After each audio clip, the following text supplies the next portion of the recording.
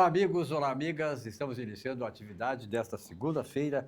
Hoje é 19 de janeiro de 2026. Daqui a pouco terminamos aí o primeiro mês deste novo ano. Bom, 19 de janeiro no calendário, quero homenagear o Vilmar Govinatsky, porque no calendário de hoje diz que é o dia do cabeleireiro. E eu sei, o Vilmar é meu amigo há muito tempo, ele tem um cabeleireiro, viu, Isaac? Que é o Lulu, ainda continua sendo o Lulu, teu cabeleireiro? Ele continua, mas não o meu cabelo, mas continua trabalhando. Parabéns ao dia do cabeleireiro, né? Em homenagem ao Lulu, que é o cabeleireiro do Vilmar há muito tempo, cara. Quando o Vilmar tinha cabelo, né? Agora ele continua sendo. No meu tempo era barbeiro, agora virou cabeleireiro. Não, sabe que interessante essa observação, porque na época, quando eu vim para Porto Alegre, na década de 70, lá em Camaquã, por exemplo, jamais a gente ia imaginar chamar um barbeiro de cabeleireiro, né? Mas aqui, quando eu vim para Porto Alegre, então eu estava na época de 70, cabelo comprido e tal, e tinha um cabeleireiro na Florencio Igartu, o nome dele era Carlos, né? E os amigos, não, vamos lá no Carlos, que o Carlos corta o cabelo, ele é cabeleireiro, ele corta o cabelo muito bem. Eu fui umas 2, 3 vezes, mas o meu bolso não alcançava, né, o custo do cabeleireiro. Mas isso é uma curiosidade da vida. E tinha muitos que se ofendiam, chamavam de cabeleireiro, né? Oh, meu cabeleireiro, não, o que é isso? Sou barbeiro, não sou cabeleireiro. Exatamente. Tinha uma questão de tradição e tal. Mas de qualquer maneira, uma homenagem ao dia do cabeleireiro, na figura do Vilmar Govinatsky, que é um camarada que tem o histórico de um cabeleireiro, né? Famoso na cidade, o Lulu, né? O Lulu, abraço ao Lulu, não sei se o Lulu está vendo o programa. Não, né? Não, esse eu não conheci, não. Esse eu não conheci. Eu lembro do Carlos. Conta outra, né? É outra. Muito bem. A atividade tem uma característica, já há mais de 33 anos no ar, né? De começar pelo esporte. Nós sabemos que a dupla Grenal está se preparando agora para o primeiro Grenal de 2026, que acontece no próximo domingo, dia 25 de janeiro. Mas o Grêmio esteve aí no final de semana jogando contra o São Luís, ganhou de 5-0 depois de ter perdido para o São José 1-0, e o Internacional foi em Erechim, e lá perdeu por 2-1 para o Ipiranga de Erechim. Vilmar Govinatsky, o Inter está... Como é que tu está vendo o Inter? Porque temos o Grenal agora, né? Não sei qual é o que está pior. Então, aquela derrota para o Ipiranga, ela foi uma derrota, óbvio, né? Ninguém vai dizer que não foi uma derrota merecida. Na verdade, o Ipiranga virou o jogo, né? O Inter começou fazendo um belo gol de calcanhar, e aos 38 minutos o Ipiranga empata, e aos 47 já na prorrogação, então faz o gol da virada. Beleza, tá, faz parte do jogo, etc. Agora, o que importa para o Internacional é que estão sendo testados, estão sendo colocados em campo a gurizada, gente jovem, jogadores novos, tá? E isso aí, ao que se vê, e pelo menos os comentários também que eu tenho ouvido de outros amigos aí que entendem muito de futebol e vão a campo, né, muito mais do que eu, é que o Inter está motivado, o Inter está realmente jogando com garra. Agora, é claro, né, é um time, digamos assim, novo, em formação, muitas defecções, né, pela saída dos jogadores. O próprio Vitão, por exemplo, a defesa não está bem.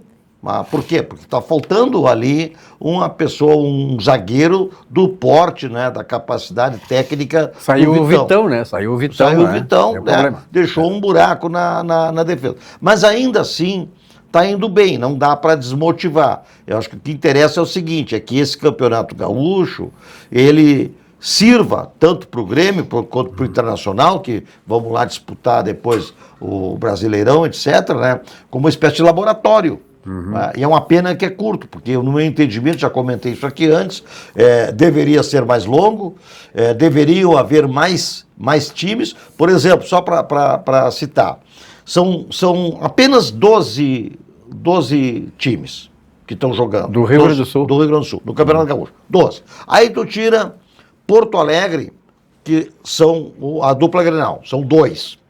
Já ficam 10 para o interior. Mais São Caxias... Aí tem mais São José. Que é de Porto Alegre. São 3, Porto Alegre. Então ficaram só 9 para os municípios do interior. Caxias tem 2.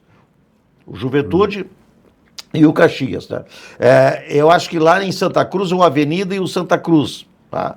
Então, na verdade, nós estamos reduzindo o número de municípios que estão participando, para uma miséria frente aos 497 municípios que tem o estado do Rio Grande do Sul. Quer dizer, então, nós estamos reduzindo praticamente, tirando 3 de Porto Alegre, 2 em Caxias, 2 em Santa Cruz. Quer dizer, na verdade, quantos aí? Ficaram 9 municípios só que estão sendo representados no Campeonato Gaúcho. E nós temos, eu acho que no mínimo uns 30 municípios que teriam condições, né? De ter evidente, não, eu coloquei os 497, óbvio que os 497 não tem. Mas claro que nós temos no mínimo 30 municípios para ter representatividade. Agora o problema todo é o seguinte, né, doutor Carlos Zay, obrigado pela sua presença mais aqui, mais uma vez, é que tem a Copa do Brasil, tem Campeonato Brasileiro, tem um montão de campeonatos que acabaram, claro, os campeonatos regionais, do ponto de vista financeiro da CBF, não é atrativo. Não. E, aliás, eu acho que ele nem é para superavitário para a dupla Grenal, mesmo a dupla Grenal.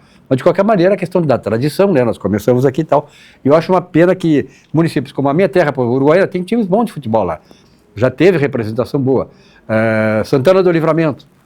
Também, quer dizer, são times que estão fora da Camaquã tinha o Camaquense e o Guarani. Tu jogava no qual era o dele? Tu jogasse? Né? Não, eu jogava fora do campo. Doutor Carlos. Não esquecendo que Santa Maria, a minha terra... Santa Maria, Inter, Rio Grandense e Santa Maria. Santa Maria não podia estar fora. Tem o Inter Santa Maria. Tem o Inter Santa Maria, tá jogando? Tinha 2. Tá jogando? Tá jogando o Inter Santa Maria. O Inter. O Coloradinho, que a gente chama lá. O Rio Grandense, né? Tem o Rio Grandense também, né? E o Internacional de lá. O E Rio Grandense já está não sei que divisão tá, mas o Internacional de Santa Maria está na primeira divisão. O Rio Grandense, se não me engano, é uma camiseta igual a do Fluminense, né? Tricolor. Muito parecido. Parecido. O Rio Grandense era o time dos ferroviários. Ferroviários, isso. Santa Maria. E lá em Uruguaiana é o Ferro Carril. Exatamente. Vamos lá. Esse fim de semana eu gostei. Fazia horas que eu não assistia um jogo do Grêmio que eu ficasse feliz.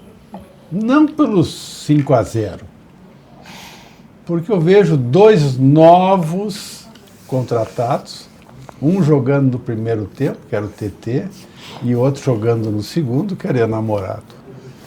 E vejo 2 apresentações que me deixou muito contente. Acho que a gente começa a ter um time. Não porque jogou lá com aquele time do Campeonato Gaúcho. Mas, principalmente, me parece que as coisas estão começando a se estruturar no time do Grêmio. E depois, como bom gremista, no domingo, assisti um outro jogo que também me deixou muito feliz. Certo? Esse te deixou mais feliz do que o Grêmio ou não? Não sei, até agora eu não consegui pactuar isso pra mim.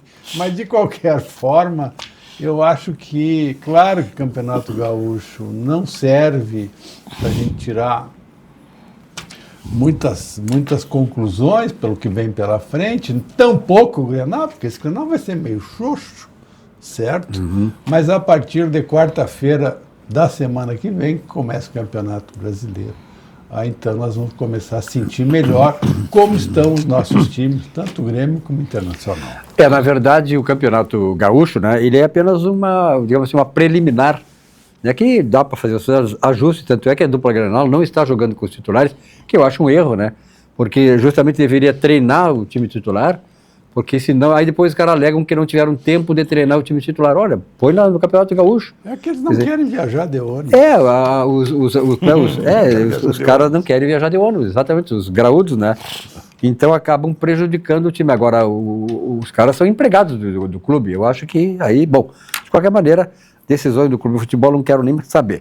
Olha aqui, vamos falar um pouquinho de Sucos Petri. A sua sede pede saúde, pede o melhor, claro, Sucos Petri. Suco de laranja, suco de uva, água de coco 100% natural e sem adição de açúcar e conservantes. Sucos Petri. Olha aqui, ó. O início do ano é o momento de colocar os planos em movimento. E o seu dinheiro também pode trabalhar por você. Aliás, um grande segredo é esse, colocar o seu dinheiro trabalhar por você. Isso aí é uma engenharia que nem todos estão prontos para realizar. Na Sicredi Origem, por exemplo, você encontra investimento seguro, orientação próxima e opções para diferentes objetivos, como renda fixa, fundos de investimentos e também a previdência. Comece o ano fazendo o seu dinheiro render muito mais. Invista com o Sicredi e tenha sempre com quem contar. Sicredi. Fazer o melhor hambúrguer do bairro. Esse é o negócio do Rafael. Planejar as melhores viagens. Esse é o negócio do Caio. Cuidar de cada entrega para cada um dos seus clientes. Esse é o negócio da Bruna. E o negócio do Sicredi é facilitar a gestão do fluxo de caixa do Rafael, do Caio e da Bruna. Cuidar do seu negócio. Esse é o negócio do Sicredi. Sicredi é ter com quem contar. De Sicredi, Vilmar, eu tive lá no começo final da década de 70, na criação do Sicredi, que foi criado no interior, se não me engano, em Passo Fundo, ou não me lembro, mas por ali. E hoje o Sicredi é essa potência, né? Potência nacional. Bom gerenciamento, os caras souberam comandar o Sicredi, né? E hoje o Sicredi é uma instituição que garante para o seu... E o camarada não é ele é também acionista, é uma cooperativa de crédito, o cara não é cliente, ele é acionista. Então, é importante isso. E o Sicredi é essa potência que todos nós hoje reconhecemos nacionalmente. Olha aqui, vamos falar de outra, uma grande empresa aqui que nos orgulha muito também, que é a Algair Engenharia. Temos aí um novo empreendimento da Algair Incorporações, que é o Vila Portal, um condomínio exclusivo. Fica ali na Vila Conceição, Vilmar, tu passa sempre ali também, eu sei, né? O Dr. Carlos Isaia, não sei se tem esse trajeto, mas ali na Vila Conceição, um local maravilhoso. Fantástico. Sabe que o pessoal ali é como uma cidade do interior, né? O pessoal se conhece, o cara, quando entra um camarada que é estranho lá, eles, assim como tem cidades do interior que tem, são vigilantes, os próprios moradores são vigilantes. Ó, tem um carro diferente aí. Então, ali a Vila Conceição é um lugar apropriado para uma vida tranquila, criar seus filhos, ter uma vida com segurança, que é uma coisa muito incomum hoje no Brasil. E fica no coração da Zona Sul, são 18 casas. Assista a mensagem da Algair Incorporações.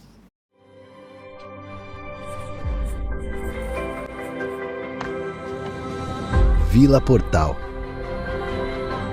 Um condomínio exclusivo no menor e mais charmoso bairro da cidade, a Vila Conceição. 18 casas em torno de um patrimônio histórico. Um casarão colonial que está sendo restaurado para ser o coração social da Vila Portal. Muito bem, estamos aqui com nossa atividade nesta segunda-feira com o Vilmar Govinatsky e o Dr. Carlos Isaia Filho.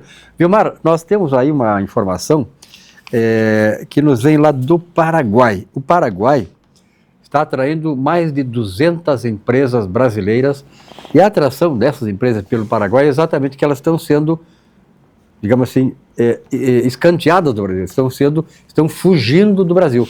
De todas as armadilhas que o governo de esquerda faz, uma delas é essa, é desestimular novos investimentos e fazer com que aqueles que estão aí acabem procurando outros lugares que possam, né, ser bem recebidos, ser bem tratados.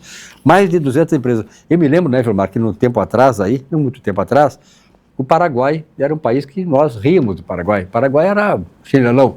Hoje, o Paraguai é o principal país da América do Sul que tem perspectiva de se tornar uma grande nação. O Brasil está colaborando muito com isso, né? Olha, para quem quer empreender, para quem é empresário, já está empreendendo, para quem está no mercado, seja a área que for, tem que sempre buscar a questão de diminuição de custos, para poder ser concorrente. Não é para aquela história assim, o dono da empresa quer diminuir custo para ganhar mais dinheiro, para ficar rico, para ter mais lucro, para isso ou para aquilo. Na verdade, eu desafio quem ainda tem esse pensamento para colocar qualquer empresa para ver como é bom para tosse. Não é bem assim. O que precisa dentro de uma empresa, para a empresa não só crescer, para ela se sustentar, ela tem que estar sempre reinvestindo.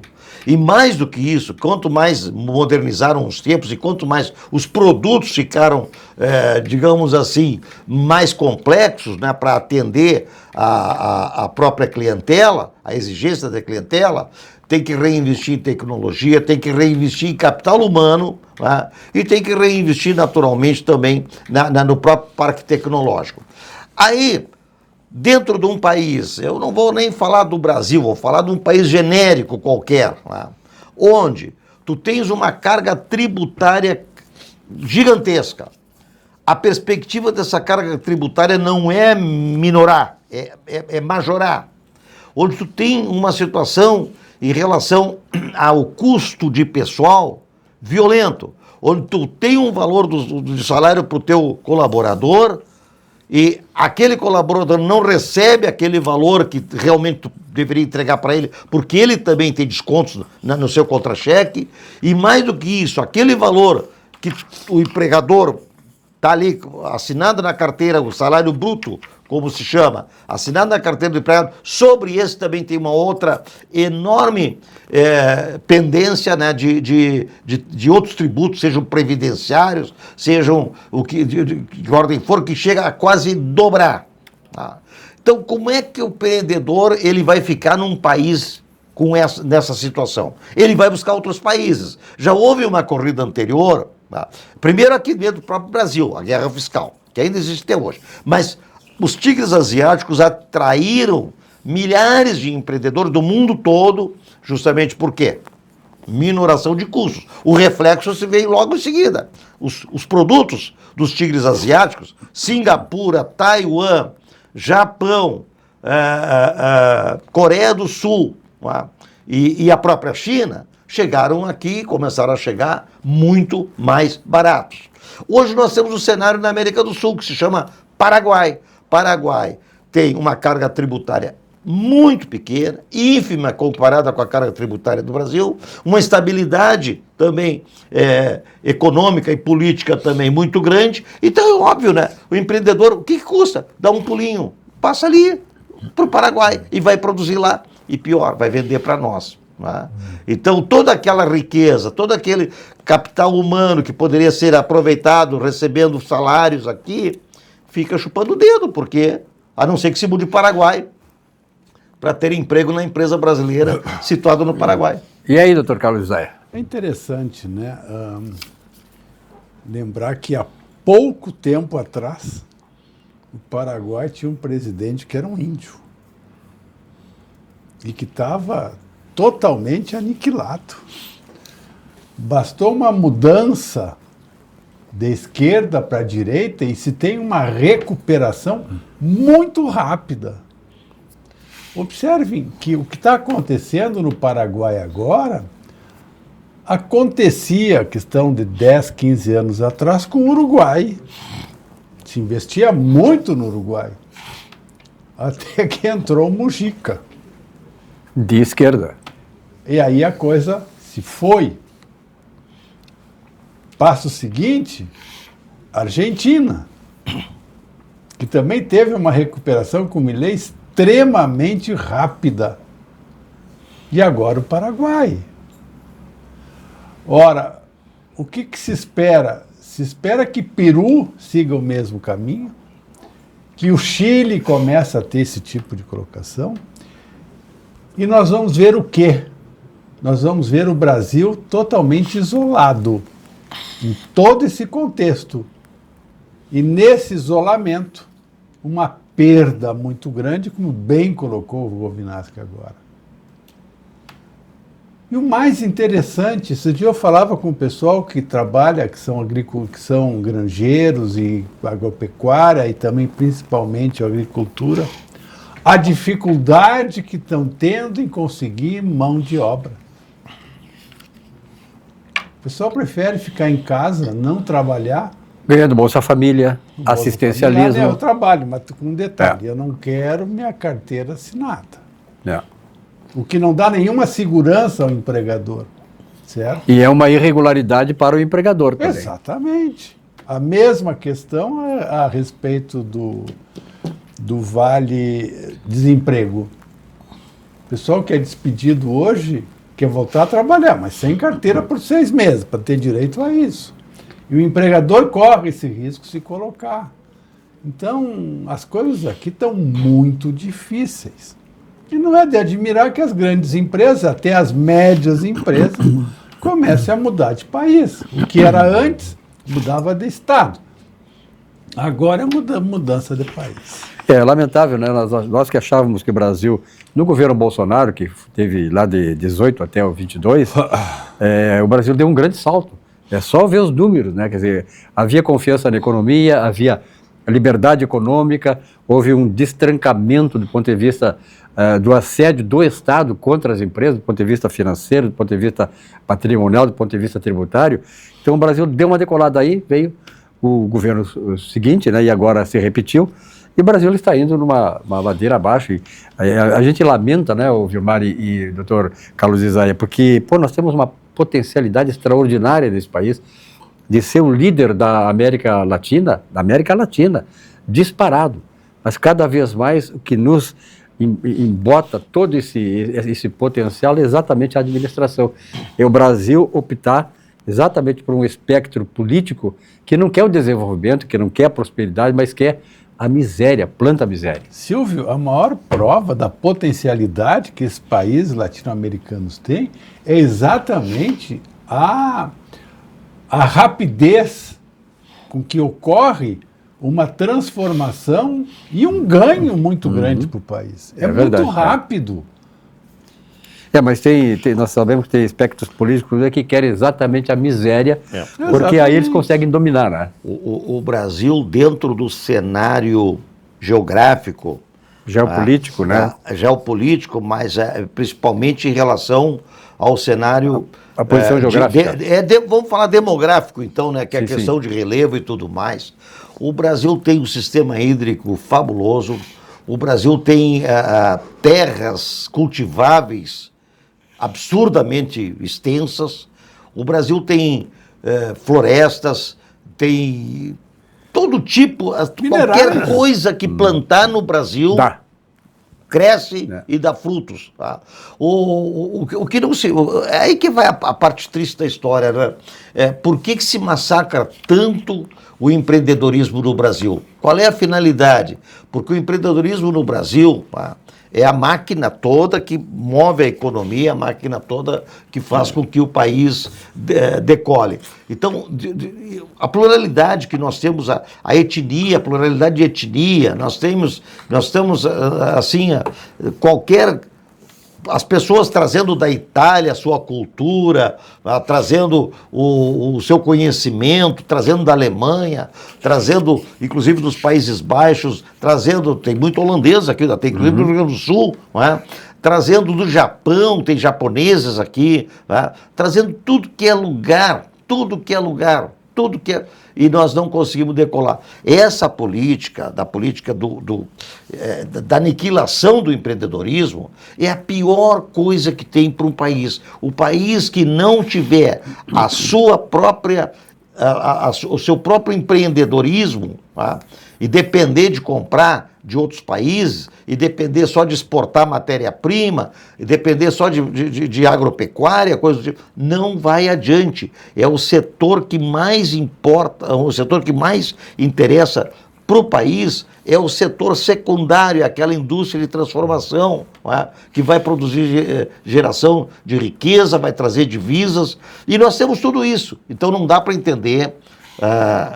como nós estamos na situação, não tem como entender. Tu pode fazer uma comparação assim, onde estiver o braço do pessoal da esquerda, é falência. Veja bem, as empresas privadas que são capitaneadas, que são conduzidas do ponto de vista da empresa privada, do empreendedor, dão lucros no Brasil, né?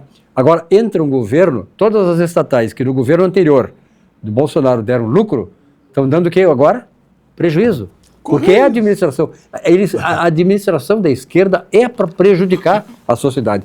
Eles não estão nem aí para dar lucro, dar prejuízo e tal. Eles querem se utilizar do órgão público para o quê? Para a companheirada, botar emprego e dominar a população, dominar a sociedade. Só para materializar isso que disseste, o exemplo mais recente e mais visível e mais palpável é o exemplo da Venezuela. Quando o Maduro, como o Hugo Chávez iniciou lá em 1999 o seu governo, a primeira coisa que ele fez foi expulsar o empreendedorismo e estatizar as empresas. Que estava dando certo, né? A própria indústria petrolífera. O que aconteceu? Pobre, faliu tudo. Falido. Agora é importante, né, doutor Carlos, que as pessoas que estão nos assistindo saibam que na hora de votar, o seu voto ele é representado nessas situações. Quer dizer, o camarada vai para lá Ou ele vai esculhambar com o país e lhe, e lhe deixar na miséria, lhe deixar sem emprego, na miséria, passar fome, ou então ele vai, ao mesmo tempo, ser louco completar isso que eles fazem. Então, é importante, nós vamos ter esse ano, temos ano de eleição. É ali que nós vamos decidir o destino do Brasil. Nós já sabemos o que dá e o que não dá certo. Doutor Carlos. Sem dúvida, Silvio. O que me preocupa sobre esse ponto de vista? Às vezes entra um novo deputado, um novo senador que vem com todo um voto popular, que mostrava seriedade. E compromissado com essas pautas. E rapidamente, meu amigo, ele é contaminado do que já existe lá. E aí nós ficamos numa posição, eu elegi esse cara para ele fazer isto, e ele não fez, certo? Então, muito cuidado, além de escolher bem, procure ver o caráter desse candidato, o passado desse candidato. E cobre, né? Para quem te cobrar, no mandato, cobrar os caras. Esse é o grande problema do brasileiro. Tem que cobrar. Ninguém sabe cobrar. Ninguém sabe o candidato que votou na última eleição. Não. O cara não sabe qual é o... Então, não dá valor ao voto. E aí eu sempre falo, um dos fatores que mais contamina uma eleição, infelizmente aqui no Brasil, chama-se pesquisa eleitoral. Tinha que ser proibido isso aí, doutor. O que ocorre de mudança de voto, principalmente nas eleições majoritárias, em função da... eu vou votar nesse cara porque esse cara está na frente. Esse cara vai ganhar, eu não quero perder meu voto. Ninguém gosta de perder, certo? E aquelas pesquisas começam a acontecer todos os dias, com 2, 3, 4 institutos. Hoje estão fazendo pesquisas aí que estão fora da realidade. Sabe muito bem, nós sabemos muito bem. Mas já para condicionar a eleição desse ano. Isso sem falar do resto, né? É tanta coisa, né? Olha aqui, vamos falar um pouquinho de Di Paolo. Visite a rede Di Paolo Galetos, unidades com sequência em Porto Alegre, Gramado, Garibaldi, Bento Gonçalves, Caxias do Sul, Novo Hamburgo, Recanto Maestro, Foz do Iguaçu, São Paulo e também Brasília. O melhor da culinária típica da Serra Gaúcha você encontra, claro, no Di Paolo, comida saborosa, com essência artesanal, preparados com amor, temperos frescos e seguindo, claro, as receitas da nona. Pratos saborosos que são uma volta às origens. E, além do mais, o toque caseiro para recriar experiências ao redor da mesa farta. Prove a sequência de Galeta ao Primo Canto em Porto Alegre, no Boulevard Laçador. Ali você encontra, inclusive, a opção Express também.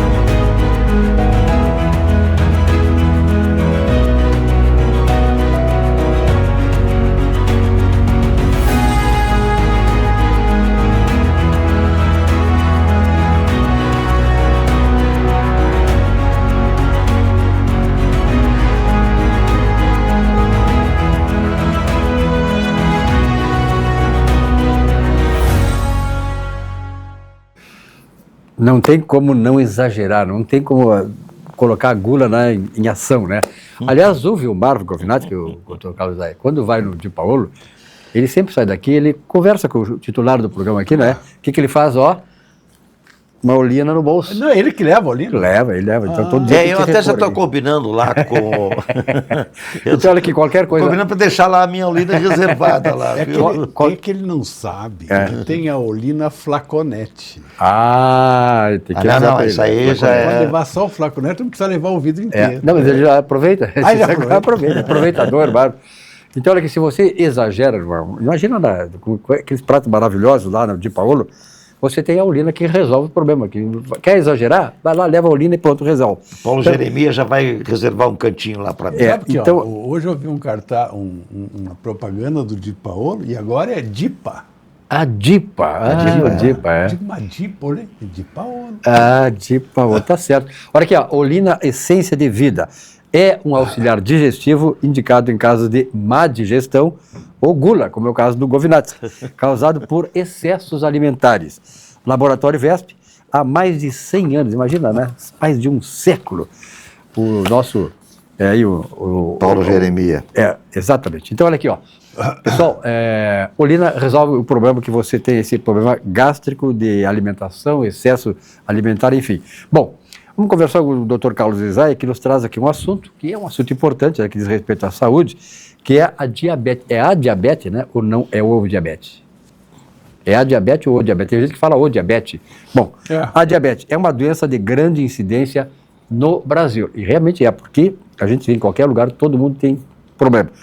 Estima-se que existam mais de 16 milhões de pessoas com diabetes.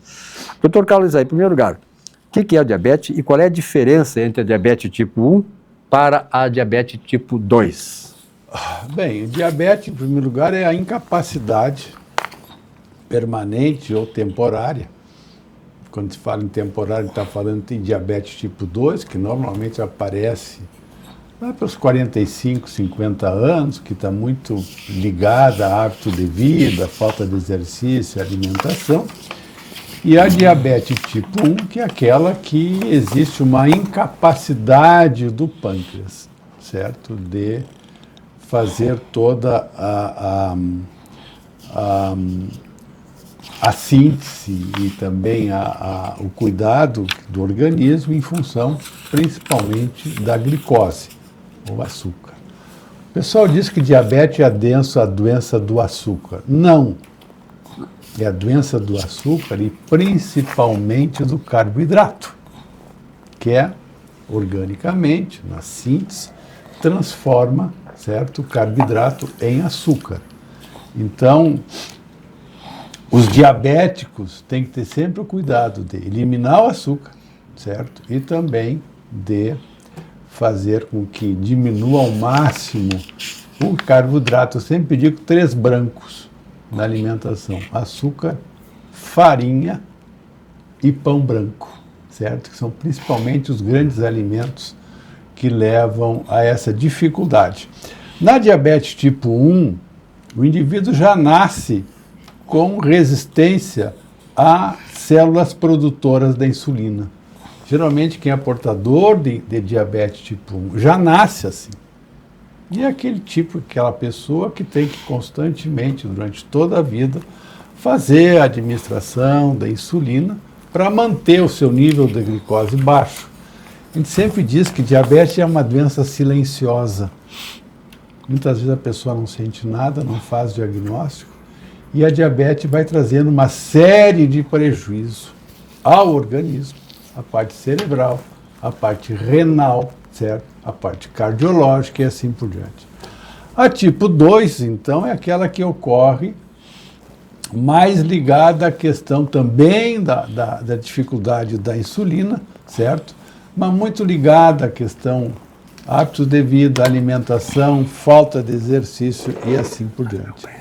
Raramente quem tem diabetes tipo 2, certo, necessita fazer terapêutica com insulina, uma vez que existe uma série de medicamentos, cuidado com a alimentação e exercício que pode fazer com que o indivíduo leve essa diabetes controlada.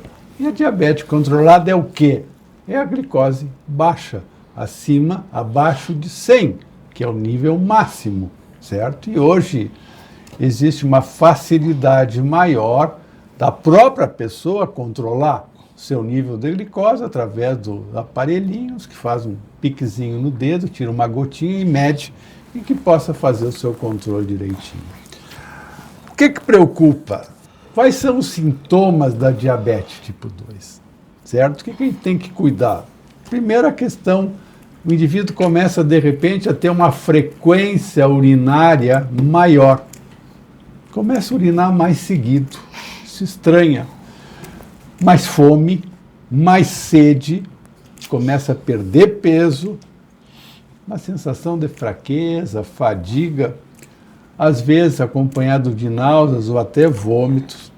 passa a ter infecções mais frequentes, visão mais turva, mais embaraçada, dificuldade de cicatrização quando ocorre um machucado, um corte, e também, numa fase mais adiantada, começa a ter formigamento, principalmente nos pés. Esses são os sintomas clássicos, e é uma gama de sintomas, não necessariamente precisa ter todos, mas o que mais chama a atenção no início é a frequência urinária, a fome, sede, que são sintomas que começam a aparecer.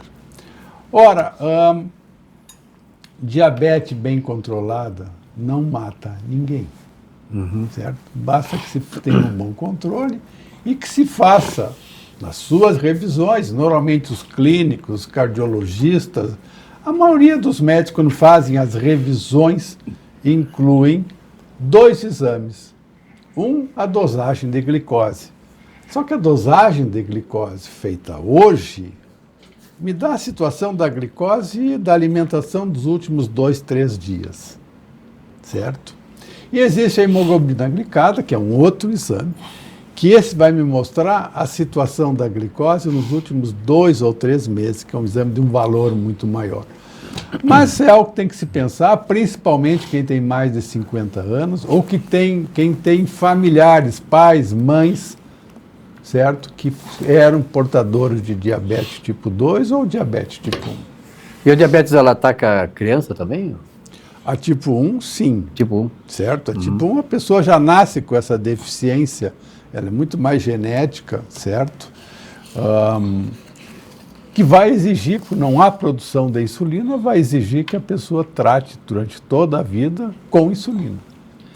Perfeito. Olha aqui, eu vou falar um pouquinho sobre o nosso Banco do Estado do Rio Grande do Sul. Olha aqui, pessoal, está na hora de atualizar a tua rotina.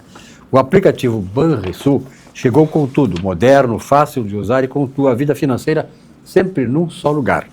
Agora ficou simples cuidar do teu dinheiro, sem complicação e na palma da tua mão. Abra a conta direto pelo celular, acompanhe o saldo, faça transferências e pague contas e muito mais. Tudo com praticidade, segurança e agilidade. O Banrisul pensou em cada detalhe para facilitar a tua vida, seja no dia a dia ou nos momentos mais importantes dela. O melhor, está intuitivo, rápido e com novo visual. Baixe agora e confira como ficou o Banrisul, porque moderno mesmo é facilitar a vida e o Banrisul está contigo nesta evolução. Tecnologia com propósito, feita para quem quer mais tempo, mais controle e tranquilidade em sua vida. Baixe o app e abra sua conta. Banrisul, o banco que atualiza com você. Rico baixou, brilhou, Rico baixou, bombou, Rico baixou, facilitou. O app atualizou, o Banri arrasou, clicou, baixou, facilitou. O app Banrisul está mais moderno e mais fácil de usar. E tu pode acompanhar a tua vida financeira num só lugar. Baixa o app Banrisul e abre tua conta. Clicou, baixou, facilitou. Banrisul.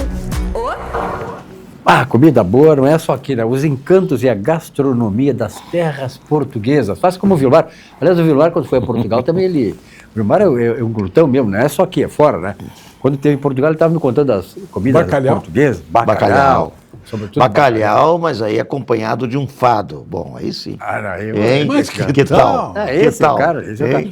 Quando eu falo aqui no Vilmar, é porque o Vilmar é um exemplo de muitas coisas. Né? O Vilmar é um camarada que, olha, ele vive muito, sabe viver e tal. E ele é um pé de valsa, sabia? Ah, é? Mas dança uma valsa, rapaz. Esse guri que diz Camacuã. O cara da valsa é um especialista em valsa, né, cara? Olha aqui, os encantos e a gastronomia das terras portuguesas. Faça como o Vilmar, de Porto Alegre a Lisboa, em menos de 11 horas de voo, saindo do Salgado Filho. Né? É tranquilo, né? Tarifas civilizadas é aquele atendimento luso à borda. Olha aqui, ó, um atendimento de qualidade que só a TAP Linhas Aéreas possui. TAP Linhas Aéreas, o encanto da gastronomia nas terras portuguesas.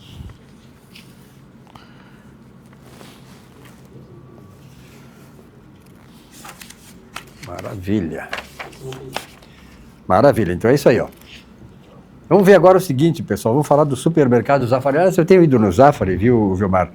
E o supermercado Zafari, cada vez mais ele está mais ágil do ponto de vista... Por exemplo, se tu vai em qualquer outro concorrente, tu é mal atendido, tu demora a sair, porque tem 10, 15 caixas, 2 só funcionando. É um horror. Tem um grande supermercado, não vou falar o nome aqui, que tem 15 caixas, 2 funcionando. Aquelas filas enormes e tal, não acontece isso no Zafari. Além de produtos ser de primeira qualidade, o Zafari respeita o consumidor. Então, as caixas, a maioria delas funcionando, a quase totalidade, em geral, a totalidade das caixas, e isso facilita a sua compra rápida e a sua saída do supermercado. Lá na loja da Lime Silva, no Zafari da Lime Silva, eles implantaram já faz algum tempo um atendimento de pagamento automático, de pagamento próprio. Então a pessoa sai, determinado, não é um carrinho, naturalmente, determinado número de unidades, não passa por caixa, ele já passa pelos autoatendimentos dos caixas, como tem os estacionamentos hoje em dia, né? Então é bem interessante isso, porque facilita caixas, um monte. E alivia os caixas também. Né? Então, olha aqui, ó, veja a mensagem do Grupo Zafari, onde economizar é comprar bem. Muito bem, então vamos lá. Todo mundo tem um jeito de fazer churrasco. Tem quem salga antes e quem salga depois. Faz no espeto ou na grelha, com aperitivos ou direto ao ponto. E tem o Nestor. Aí, vizinho! Dia bonito pro churrasco, né? Chega aí, Nestor. Aí sim! Esse cheiro tá bom, hein? Seja qual for o seu jeito, tem sempre um Zafari pra você. Salzinho aqui, ó. Salzinho, pronto. Vai, sim. Zafari. Economizar é comprar bem. Dessa vez tá bem do meu jeito. Pois, nós estamos aqui no Brasil, né? Então eu estava pensando agora com o Vilmar e o Dr. Carlos Isaia, que ao longo do tempo, claro, toda a sociedade tem os seus ídolos, né, Vilmar? Né, Dr. Carlos? São ídolos da música, literatura, enfim, na política, né? Embora tenhamos ídolos aí que, em termos de política, acabam não nos correspondendo à nossa expectativa, mas acontece também com artistas, como é o caso de uma gaúcha, que é a Xuxa. A Xuxa é gaúcha, né? Santa Rosa. Santa Rosa. Pois é, a Xuxa, eu entrevistei a Xuxa lá no começo da carreira dela, e ela realmente se tornou um ídolo nacional e tal, né? Mas a Xuxa deu uma entrevista hoje sobre a piora de saúde do ex-presidente Jair Messias Bolsonaro. Lamentavelmente, as pessoas às vezes não têm noção, né, do que elas representam para a sociedade, e muitas delas, como é o caso da Xuxa, fez isso aí hoje, elas acabam mostrando exatamente o que elas têm por trás de si, aquilo que é escondido, de modo geral, da sociedade, e por isso que são admirados. Mas a Xuxa disse, por exemplo, Vilmar, que o Bolsonaro já vai tarde se morrer. Quer dizer, isso é uma coisa inadmissível, é algo assim que enoja, dá nojo. A Xuxa não precisava passar por isso. Quer dizer, a Xuxa criou uma certa maneira, uma figura, digamos, um personagem de criança. As crianças adoravam a Xuxa, o show da Xuxa, etc. e tal. E agora ela mostra exatamente aquilo que, no fundo, ela é. E aí, Vilmar, como é que podemos admitir que uma personagem como essa diga uma tolice tão grande, isso desumano, que mostra exatamente o verdadeiro caráter da sua personalidade, a dona Xuxa Meneghel? Eu estou tentando entender por que criaram tanto ódio desse cidadão. Estou tentando entender até hoje. Eu não consigo entender. Não deu dinheiro para ele, né? Com certeza tem alguma coisa que prejudicou essas pessoas que têm esse ódio. Né? Porque se tu pega a história desse cidadão, lá do tempo que ele foi deputado federal, não foi nenhum deputado federal que tivesse grande, vamos dizer assim, proeminência no cenário político. Mas se tu pega passagens dele, por exemplo, tem uma passagem muito interessante dele, quando o Clodovil Hernandes era deputado federal, e o Clodovil Hernandes estava fazendo o seu discurso, ele pediu uma parte e fez um enorme elogio ao Clodovil Hernandes, onde 2 frases pelo menos me chamaram a atenção. Primeiro, a frase que ele disse assim, olha, nós não nós não temos o mesmo tipo de pensamento, nós não coadunamos com as mesmas... Em outras palavras, assim, nós não somos não temos o mesmo tipo de personalidade. Mas tu tens uma coisa que eu gostaria que todos tivessem aqui. Palavras do Bolsonaro para o Clodovil Hernandes. Tu tens a pureza de uma criança. Tá? Chamou muito atenção isso aí. Outra coisa que chama muito atenção é que nunca se viu, no cenário político de Bolsonaro, uma situação de ser, olha, ele fez algum tipo de coisa, de ação, de ato que comprometesse, exatamente, a idoneidade. Tá? Claro que criaram alguns factoides e tal, mas vamos lá, vamos falar o grosso da coisa, né? Ah, mas tem as joias, não sei o quê. Pô, pelo amor de Deus, isso é um assunto que nem cabe mais, tá? Esse é o lado assim que eu vejo. Passou por um governo onde teve uma pandemia que praticamente liquidou a economia de mais de meio mundo. Tá? Superou e o Brasil andou para frente. Tá? Ninguém pode dizer não. Ninguém pode dizer que é inverdade. Tá? Então esse é um lado assim, eu não entendo de onde saiu tanta ira, tanto ódio para cima do cidadão. Agora vamos lá, vamos para o outro lado assim. Mesmo que tenha sido uma pessoa, né, uma pessoa má, uma pessoa que realmente não conseguiu, digamos assim, cativar a simpatia, não conseguiu cativar a confiança do eleitorado, confiança, enfim, tal. Mas pelo amor de Deus, tá? Olha, será que essa pessoa disse a mesma coisa em relação ao Saddam Hussein? Será que está dizendo a mesma coisa em relação a Ayatollah Ali Khamenei, lá do Irã, que está massacrando milhares de pessoas? Será que diz a mesma coisa em relação a Maduro, ao próprio Fidel Castro, que mandou muita gente para o paredão? Então, mas de onde que essa pessoa não tem um caráter, um pinguinho de humanidade? Né? Pô, o cara está sofrendo, não interessa, mas o cara está sofrendo. Não, tem que dizer que o cara tem que morrer, já vai tarde. Aí realmente, os meus 2 neurônios já não conseguem mais se bater. Mas era um momento desses, né, doutor Carlos Isaia, que as pessoas mostram exatamente o que elas são na verdade. Mas vem cá, pessoal, a mim não me surpreende nem um pouco o que ela falou. Mas o que é a Xuxa? O que foi a Xuxa? A mediocridade que existe ali sempre foi latente. Sempre foi proeminente também. Então, esse tipo de... O que eu me admiro é ainda entrevistarem ela em cima desse assunto. Olha a trajetória desta artista, que teve a sua época, e o pior, gente, colocou na cabeça das crianças daquela época todo um estereotipo que seria uma pessoa fantástica, íntegra, e por aí vai. E veja o que aconteceu depois. Então, o fato de ela dizer isso agora, eu vou ser bem franco, a mim não me surpreende nem um pouco, certo? Porque ela é muito fraca, certo? Não tem nada ali que possa.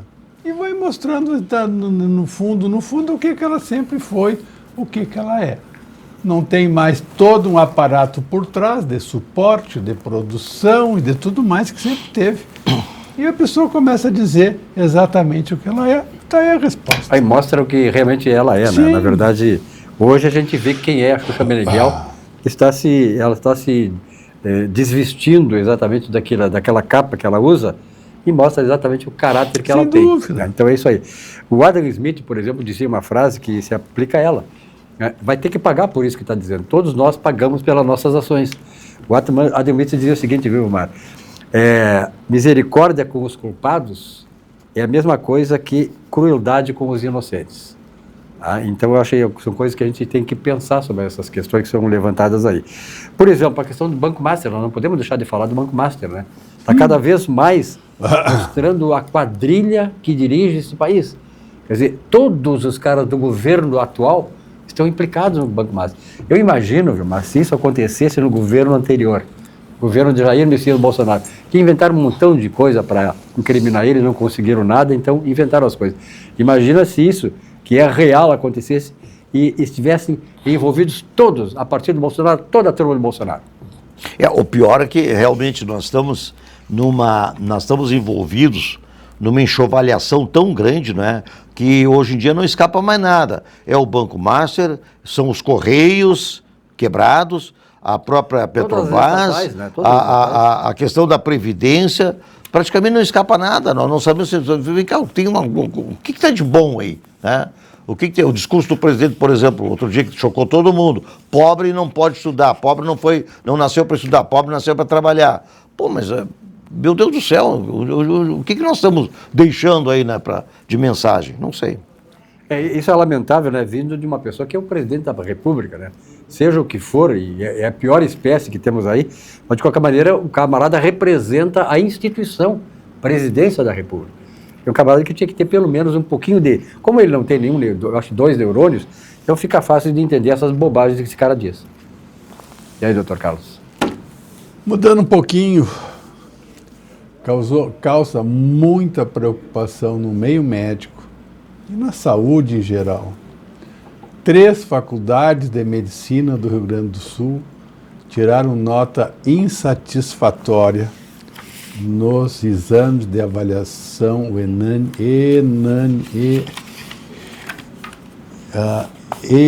ENAMED, que é um exame que se faz em todas as faculdades de medicina. E, por outro lado, um lado bom, 2 universidades, 2 faculdades de medicina tiveram nota máxima, que é a Faculdade de Medicina da PUC e a Faculdade de Medicina da Santa Casa. E o pior agora, cada vez está se abrindo mais cursos de medicina. E, infelizmente, essas avaliações são feitas no decorrer do curso. O curso de medicina, como todos vocês sabem, é um curso de 6 anos. O que acontece com um aluno, e são normalmente universidades privadas, em que os pais estão pagando a mensalidade do curso de medicina, e quando está lá no 3º, 4º, 5º ano, fica sabendo que a faculdade que o seu filho está cursando, cara, não teve nota satisfatória no ENAMED. Então, isso é muito preocupante. Aliás, essa é uma luta que eu acompanho. Eu trabalhei na Associação Médica lá na década de 70. E eu me lembro, doutor Carlos Isaia, Henri Greff foi um grande presidente da Associação Médica do Rio Grande do Sul. Ele foi, aliás, o cara que conduziu, eu me lembro que eu estava lá, a criação do Centro Ambrings, lá na Avenida Ipiranga, um centro maravilhoso da área médica. E ele já naquela época, década de 70, ele já mostrava essa preocupação. Nós temos informações que o governo vai fazer tantas e tantas faculdades, nós defendemos a qualidade do ensino médico. Até porque uma faculdade de medicina, para ela ter um bom nível de qualidade, ela tem um investimento de tecnologia enorme. É toda uma estrutura. É uma estrutura enorme, né? E cara, né? Professores, laboratórios, hospitais. Eu estou curioso para saber quando for feita essa avaliação da Faculdade de Medicina do MST, como vai ser o resultado?